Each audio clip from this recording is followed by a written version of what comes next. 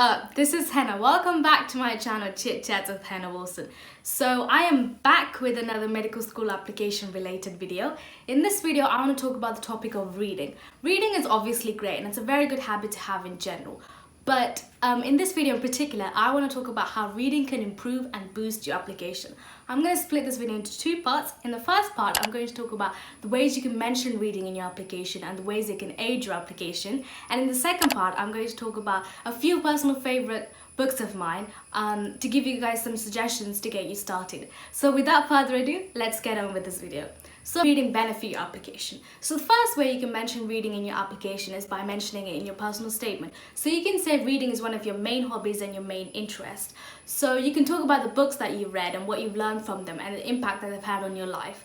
So the thing with medical schools is that they want to see you're a rounded individual with many interests and many hobbies. So the one way to show that is by using reading as one of your hobbies and your interests. They want to see you have other interests than just studying. So the second way you can mention reading in your personal statement is by talking about the books that you've read and what you've learned from them. So for example, you can say you've gained a better insight about a particular medical field or what it's like to be a doctor from reading a particular book, and thus it has further increased your interest in medicine. The second way you can mention reading in your application is by mentioning it in your interviews. Again, with the whole hobby and interest there, you could say reading is one of your hobbies.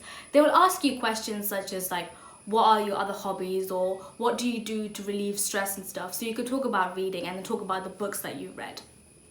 A quick tip number one that I want to give to you guys is that you actually need to read the books that you say in all your interviews and your personal statement, because they will ask you questions about the book. So what I would suggest is making a quick summary about the book and writing it down, and then remembering all the key points of the book as well. You always hear stories where like students have mentioned books in their personal statement, and when the admissions tutors ask them questions about the book, they can't answer it because they haven't actually read the book or they haven't fully understood and comprehended the book properly. So make sure you write notes about the book as well. Tip number two that I'll give you is to not just read books, but to read articles in the news as well. You could gain a lot of information about medicine by reading articles, so they're a very useful source. Another is the news. They could ask you questions about hot topics in the news, in your ethical questions. So you need to have a bit of information about what's going on in the world in terms of medicine, and also be able to give your own opinion on it. Okay, so the first book that I'm going to recommend is called When Breath Becomes Air. This is an autobiographical book by this American neurosurgeon Paul Kelnett, and it's basically a memoir about his life and his disease, stage 4 lung cancer. So it talks about him turning from this bright-eyed doctor to almost on the other side of the table to this terminal cancer patient. It's actually a very sad book. It made me cry at the end. It also has loads of information about things like palliative care and stuff, so highly recommend this book. The second book that I'll recommend is called This Is Going to Hurt by Adam Kay.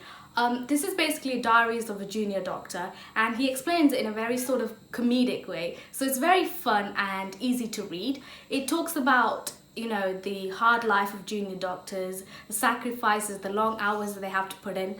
So it's a very interesting read. It kind of opened my eye to the life of what a junior doctor would actually be like. The third book I'm going to recommend is called Do No Harm by Henry Marsh. Henry Marsh is a neurosurgeon in London, and it's basically talking about day in his life of neurosurgery, modern day neurosurgery as well.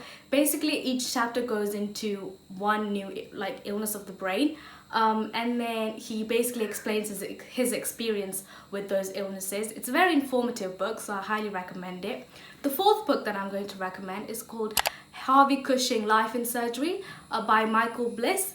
This is basically, again, Harvey Cushing is known as the father of neurosurgery, and his book basically, Bliss gives a highly readable recreation of Harvey's work and his life. So it's a longer biography, but so I'll suggest starting with the other three books. But this is also a very good book to read.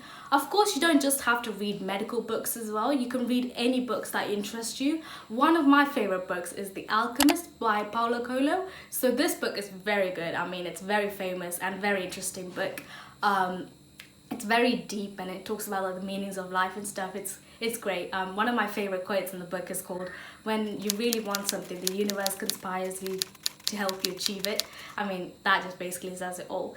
If you guys are actually interested in reading books, I would recommend a channel, Anex, and he does loads of reviews on books, in-depth reviews, and they're very funny videos to watch, very entertaining. So if you guys are interested in reading, I would highly recommend his channel. Please do check it out. I'll link it in the description box below. So that's it. Those are my 5 suggestions. Please do give them a go. If you do like my video, please don't forget to subscribe, comment and share. I'll be posting new videos every week, so stay tuned. Till then, take care and bye.